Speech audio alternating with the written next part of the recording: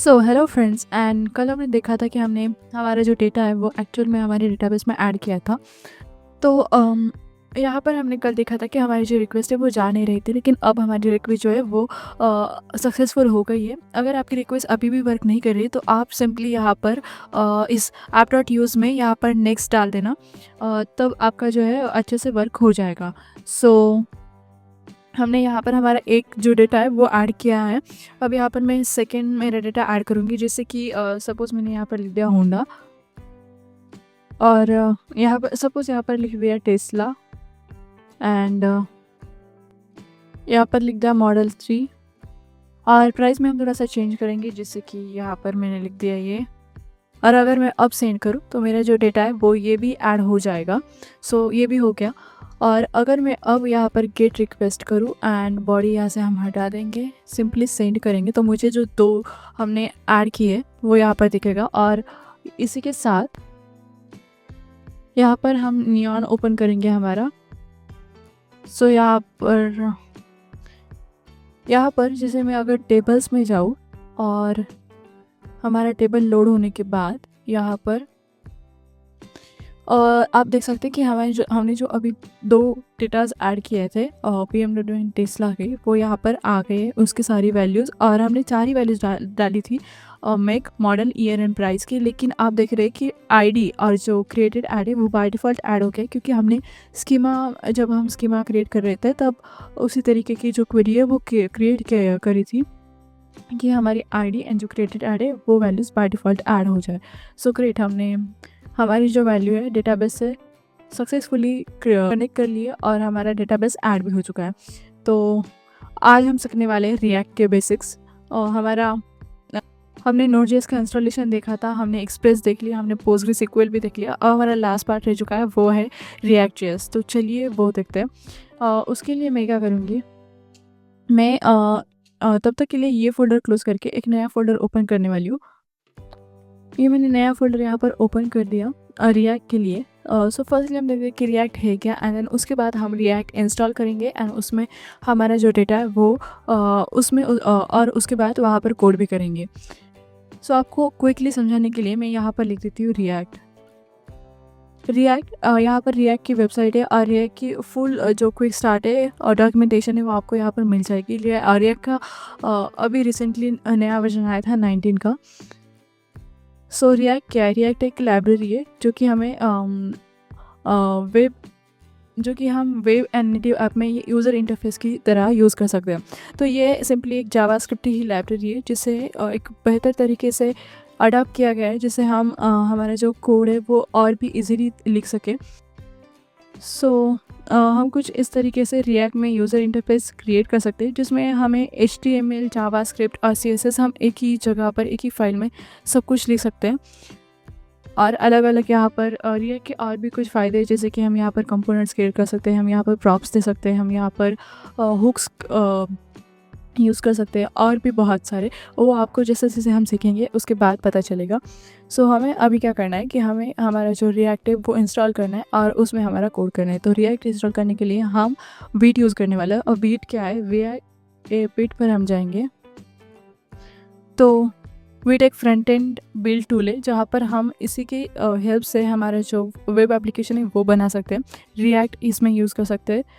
सो हमें इसे इंस्टॉल करने के लिए यहाँ पर जो कमांड दी गई है उसे सिंपली कॉपी करना है, वरना हम यहाँ पर गेट स्टार्टेड भी कर सकते हैं, जहाँ पर हमें ओवरऑल जो भी step by step installation steps है वो दिए गए। लेकिन हम यहाँ पर सिंपली अभी, और यहाँ पर आप और भी स्टेप्स देख सकते हो, हमें सिंपली क्या करना है कि जो हमने कमांड कॉपी की थी यहाँ पर भी दी हुई है, उसे सिंपली जाकर हमारे VS कोड के टर्मिनल में पेस्ट कर देना है, और यहाँ पर एस कर देंगे।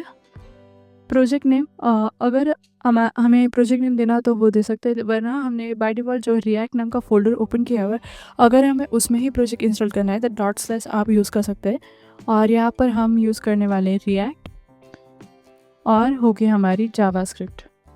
और जावास्क्रिप्ट चूज़ करने के बाद हम इस एक्सपेरिमेंटल वीट इसको एस करने वाले हैं और इंस्टॉलेशन यस करेंगे, तो हमारा जो वीट प्रोजेक्ट है वो इंस्टॉल हो जाएगा।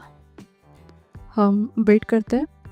सो हमारे यहाँ पर ऐप जो है इंस्टॉल हो गया है एंड साथ ही साथ वो रन भी हो चुके हैं। अगर हम इस लिंक पर जाएंगे तो हमें कुछ इस तरीके का जो विट का डिफ़ॉल्ट ऐप है वो हमें दिखाई देगा, जिसमें एक सिंपली काउंटर है और ये 2 लोगोज़ है विट प्लस रिएक्ट के, और यहाँ पर हमारा जो सिंपली काउंटर है वो दिखाई देता है। हमें क्या करना है, इसी वेबसाइट को अब मॉडिफाई करेंगे हम अपने तरीके से। फर्स्टली मैं आपको बेसिक स्ट्रक्चर बता देती हूँ कि यहाँ पर हमारे जो पब्लिक फ़ोल्डर है, यहाँ पर हमारे जो भी एसेट्स है, यानी कि हमारी इमेजेस हो गए या फिर कोई ऑडियो है, जो भी हमें रखना है हमारे एसेट्स, वो यहाँ पर रख सकते हैं या फिर यहाँ एसेट फ़ोल्डर में भी रख सकते हैं। क्योंकि बाय डिफ़ॉल्ट अगर हम पब्लिक यूज़ करते हैं तो हमें डायरेक्टली हम हमारे जो पाथ है वो दे सकते हैं, और एसेट्स में भी हम हमारा जो एसेट्स है वो रख सकते हैं। जैसे कि आप यहाँ पर देख रहे हो कि यहाँ पर हमारा एक एसवीजी विट का यहाँ पर है और रिएक्ट का यहाँ पर है, लेकिन हमारे ऐप में हमें दोनों भी एसवीजी सेम उसी जगह मतलब उनकी जगह पर दिखाए गए थे, तो हम दोनों तरीके पर रख सकते हैं। app.css में CSS फाइल होती है जो कि हमारी app.css की स्टाइलिंग फाइल है, और index.css भी हमारी मेन ऐप की जो स्टाइलिंग फाइल है। उसके बाद main.jsx मेन फाइल हमारी मेन होती है जो कि हम index.html में कॉल करते हैं। ओवरऑल द ऐप हमारी index.html में चलती है, लेकिन main.jsx जो है वो हम इसमें कॉल करते हैं, और हमारी ऐप जो फाइल है उसे हम इस main.js में रैप अप करते हैं ताकि ये सिक्योर रहे। और बाकी जो है वो एक वेट कॉन्फ़िग जेएस फाइल है एंड पैकेज जेसन, और बाकी ये सारे अलग अलग फाइल्स हैं। सिंपली अब हमें इनका कुछ करना नहीं है। सिंपली हमें क्या करना है कि यहाँ पर हम ज़्यादातर app.js एंड बाकी जो कंपोनेंट्स एंड पेजेस फाइल्स हम बनाते हैं उसमें कोड करते हैं। हम इस app.css को डिलीट भी कर सकते हैं। अगर मैंने इसे डिलीट कर दिया और हम यहाँ पर जाएंगे, हमें यहाँ से भी उसे रिमूव करना होगा क्योंकि हमने उस app.css को यहाँ पर इंपोर्ट किया हुआ है। अगर हम अब यहाँ पर जाए तो हमें कुछ इस तरीके की जो स्टाइलिंग है वो दिखाई देगी। जो स्टाइलिंग थी वो यहाँ से हटा गई है, और अगर मैं यहाँ से index.css भी हटा दूँ तो ये स्टाइलिंग कम्प्लीटली रिमूव हो जाएगी। और यहाँ पर हम index.css में हमारी जो कस्टम स्टाइल है वो थोड़ी सी करेंगे। जैसे कि मैं यहाँ पर देती हूँ एस्टिक यानी ग्लोबली स्टाइलिंग होती है। इसमें मार्जिन होगी 0 एंड पैडिंग 0। अब यहाँ पर हम रिएक्ट यूज़ करें तो हम टेलविंड CSS भी यूज़ करते हैं, लेकिन सिंपली हम यहाँ पर सिर्फ एक क्रैश कोर्स देख रहे हैं पर्न स्टैक का, तो इसके लिए हम यहाँ पर हमारे जो टेलविंड CSS है वो इंस्टॉल नहीं कर रहे, लेकिन मैंने अपने बाकी के प्रोजेक्ट में टेलविंड CSS यूज़ की हुए रिएक्ट की, तो आप उन वीडियो को जाकर देख सकते हो। यहाँ पर होगी नेक्स्ट स्टाइलिंग बॉक्स साइजिंग जो कि है बॉर्डर बॉक्स। उसके बाद है बॉडी में हम कुछ स्टाइलिंग देंगे, जैसे कि फॉन्ट फैमिली जो कि होगी हमारी एरियल एंड सैंस सेरिफ, और देन बैकग्राउंड कलर जो कि हम रखने वाले हैं वाइट, और उसके साथ साथ वो होगा #111 यानी कि ब्लैक। यहाँ पर होगी लाइन हाइट जो कि हम रखेंगे 1.5, उसी के साथ साथ पैडिंग 20 पिक्सल। अगर हम ये कर देंगे तो कुछ इस तरीके से हमारी जो स्टाइलिंग है वो हो गई है। और अब हम हमारे app.js में जाएंगे, जहाँ पर हम ये सारा जो है यहाँ से रिमूव कर देंगे एंड सिंपली RAFCE करेंगे, तो हमें हमारे जो एक सिंपली रिएक्ट का बॉयलर प्लेट है वो मिल जाती है हमारे एक्सपोर्ट डिफ़ॉल्ट रिएक्ट ऐप के लिए। यहाँ पर सिंपली हम एक H1 टैग लेंगे जहाँ पर हम लिखेंगे welcome to the car store. अगर अब हम हमारे ऐप में जाएं तो हमें कुछ इस तरीके का यहाँ पर दिखाई देगा वेलकम टू कार स्टोर। अब फर्दर हम इसे स्टाइल भी कर सकते हैं। अब यहाँ पर जो हमने H1 टैग लिया है इसे हम स्टाइल कर सकते हैं। वो कैसे, वो हम यहाँ पर हम जाएंगे और यहाँ पर मैं लिखूँगी H1 टैग जिसमें टेक्स्ट अलाइन होगी सेंटर। उसके बाद कलर वो हम रखने वाले ब्लैक, और फॉन्ट साइज़ 2 रेम कर देंगे। तो यहाँ पर हमारी जो स्टाइलिंग है वो अपडेट हो गई है, जिसमें ये सेंटर में आ गया टेक्स्ट हमारा, और थोड़ी सी फॉन्ट साइज डिक्रीज़ हो गई and all thing is set. अब हम यहाँ पर एक न्यू हमारा फर्स्ट एवर कंपोनेंट यहाँ पर क्रिएट करने वाले हैं।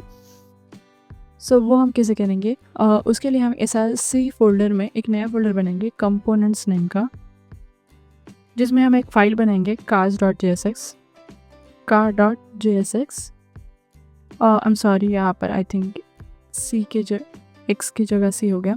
सो यहाँ पर भी हम RFC करेंगे और यहाँ पर अगर मैं सिंपली एक H1 टैग में कार लिखूँ तो यह हमारा एक सिंपल, बहुत ही सिंपल जावास्क्रिप्ट का रिएक्ट का कंपोनेंट हो गया।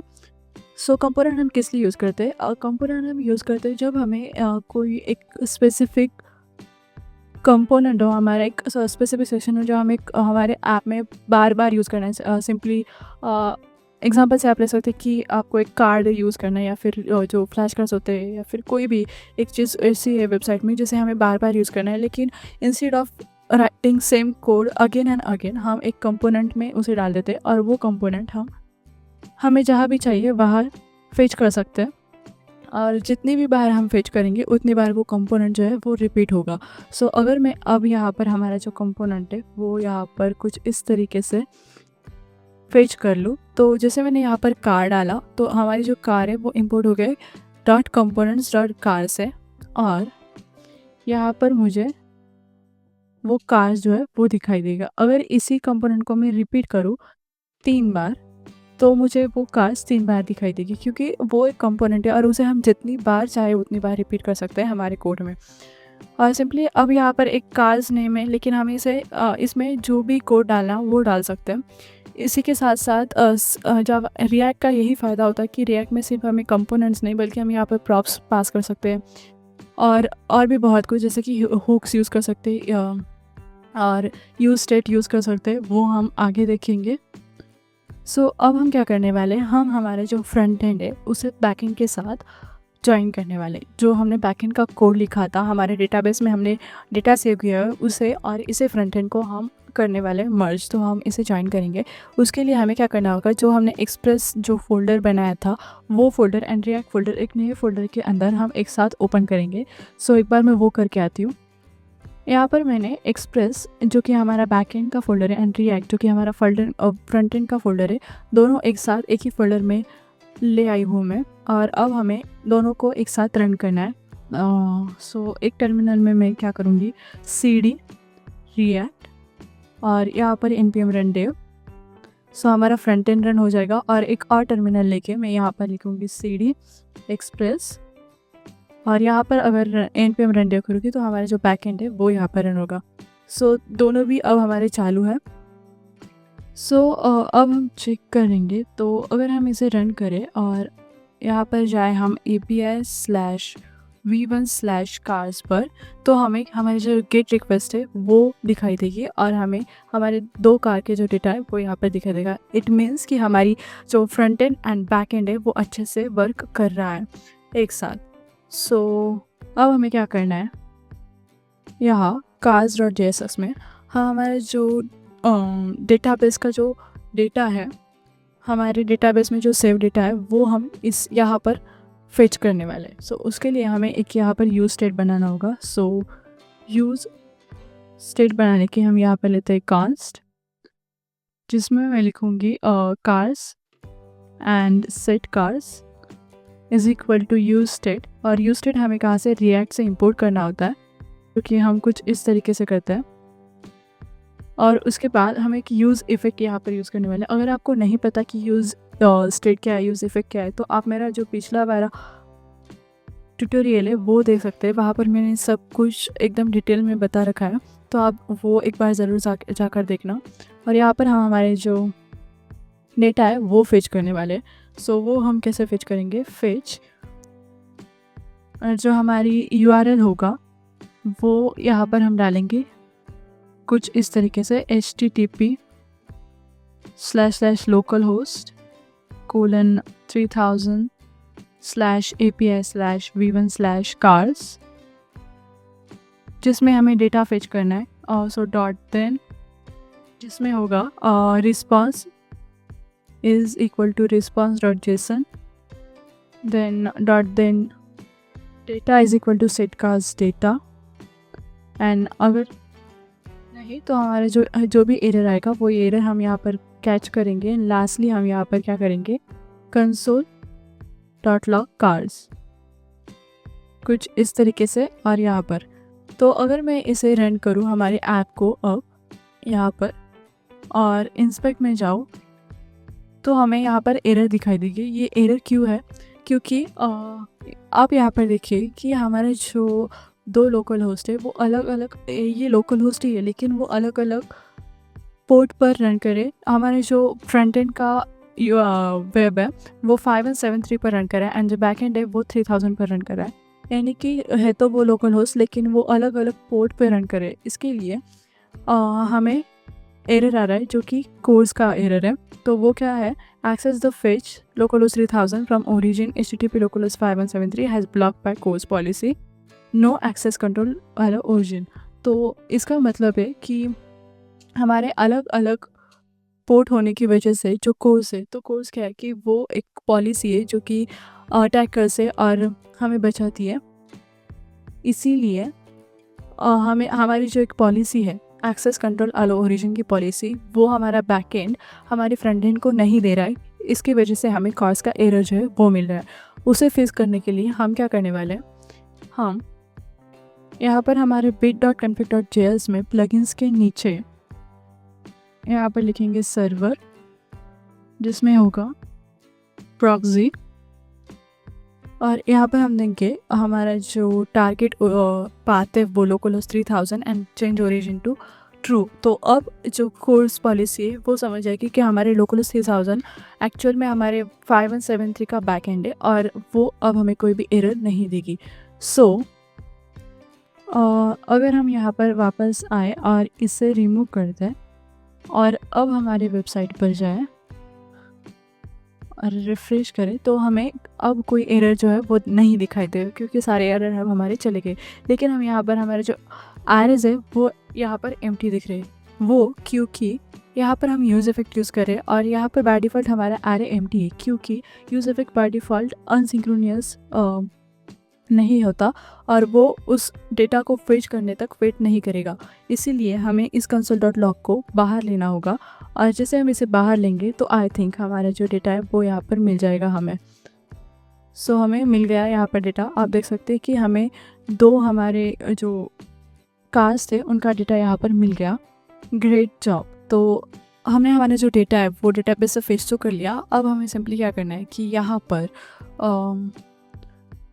जो हमारा फ्रंट एंड है यहाँ पर कार्स जो लिखा है हमने, इस कार्स की जगह हम हमारे जो ओरिजिनल डेटा है जो हमने फेच किया हुआ है ये वाला, वो सारे कार्स यहाँ पर दिखाने वाले हैं। सो वो हम कैसे दिखाएंगे वो हम देखेंगे अगली वीडियो में। सो आई होप तब तक आप भी इसे ट्राई करिए। तब तक के लिए thank you and bye bye.